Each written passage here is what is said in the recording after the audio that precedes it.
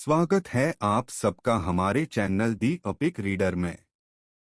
चाणक्य नीति भाग 8 पहला अध्याय। सार को ग्रहण करे। विषाद्यमृत ग्राह्मेध्यादपि कांचनम नीचादप्युत्तमा विद्या स्त्री रत्नम दुक्षलापि। आचार्य चाणक्य यहाँ साध्य की महत्व दर्शते हुए साधन को गौण मानते हुए कहते हैं कि विष में से भी अमृत तथा गंदगी में से भी सोना ले लेना चाहिए। नीच व्यक्ति से भी उत्तम विद्या ले लेनी चाहिए और दुष्ट कुल से भी स्त्रीरत्न को ले लेना चाहिए। अमृत अमृत है, जीवनदायी है, अत विष में पड़े हुए अमृत को ले लेना ही उचित होता है। सोना यदि कहीं पर गंदगी में भी पड़ा हो तो उसे उठा लेना चाहिए। अच्छा ज्ञान या विद्या किसी नीच कुल वाले व्यक्ति से भी मिले है तो उसे खुशी से ग्रहण कर लेना चाहिए। इसी तरह यदि दुष्टों के कुल में भी कोई गुणवान सुशील श्रेष्ठ कन्या हो तो उसे स्वीकार कर लेना चाहिए। कहने का तात्पर्य यह है कि व्यक्ति को अमृत, स्वर्ण, विद्या तथा गुण और स्त्रीरत्न को ग्रहण करने से कभी भी हिचकिचाना नहीं चाहिए। वह इनके ग्रहण में गुण को महत्ता दे, स्रोत को नहीं, अर्थात बुरे स्रोत से कोई उत्तम पदार्थ प्राप्त हो तो उससे प्राप्त करने में व्यक्ति को संकोच नहीं करना चाहिए, क्योंकि उपलक्ष्य तो साध्य है, साधन नहीं। चाणक्य ने एक स्थान पर यह भी कहा है कि नीच कुल की सुंदर कन्या से विवाह आदि नहीं करना चाहिए, परंतु यहाँ उनका संकेत इस ओर है कि भले ही कन्या छोटे कुल में उत्पन्न हुई हो, पर वो गुणवती हो तो उसे ग्रहण करने में चाणक्य आपत्ति नहीं समझाते। यहाँ उन्होंने उसके गुणों की ओर संकेत किया है, केवल मात्र रसिक की भांति उसके रूप की ओर नहीं। विवाह के संबंध में तो चाणक्य की यह स्पष्ट धारणा है कि वह तो समान स्तर के परिवार में ही होना चाहिए। ऐसा प्रतीत होता है कि चाणक्य विवाह के बाद होने वाले परिणामों से पूर्णतया परिचित थे।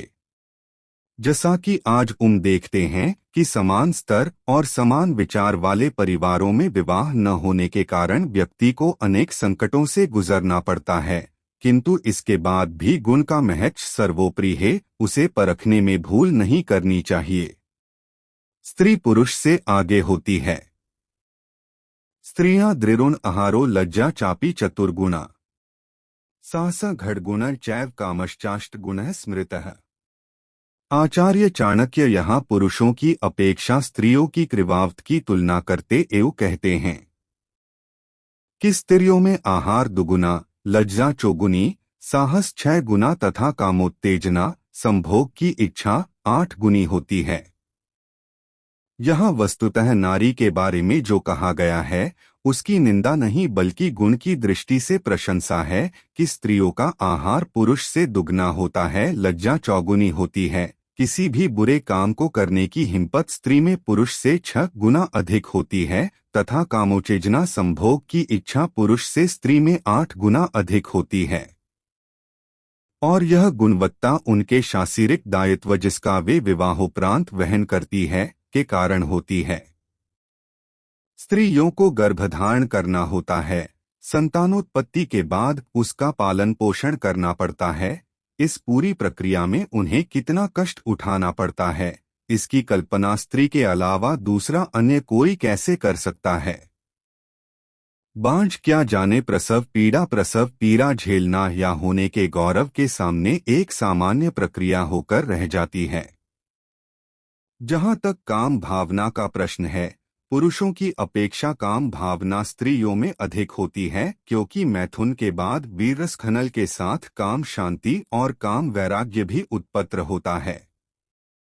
स्त्रियों में भी काम शांति होती है, साथ ही अतृप्ततावस्था में स्वाभाविक क्रिया न होने पर अन्य पुरुष से संबंध कायम करने की प्रबल भावना उसमें वेश्यापन पर पुरुषगामी ला देती है। लेकिन पुरुष में तत्काल ऐसी क्रियाएं नहीं देखी जाती। अतः काम भावना का पुरुष की अपेक्षा स्त्रियों में अधिक होना अनुमानित किया गया है। यहाँ समाप्त होता है चाणक्य नीति के पहला अध्याय। दूसरा अध्याय को सुनने के लिए हमारे चैनल दी ऑपिक रीडर को सब्सक्राइब करें और बेल आइकन को दबाएं ताकि हमारे वीडियो की नोटिफिकेशन आप सभी को मिलती रहे। वीडियो को लाइक करें, अपने दोस्तों के साथ शेयर करें और कमेंट करना ना भूलें। Thank you.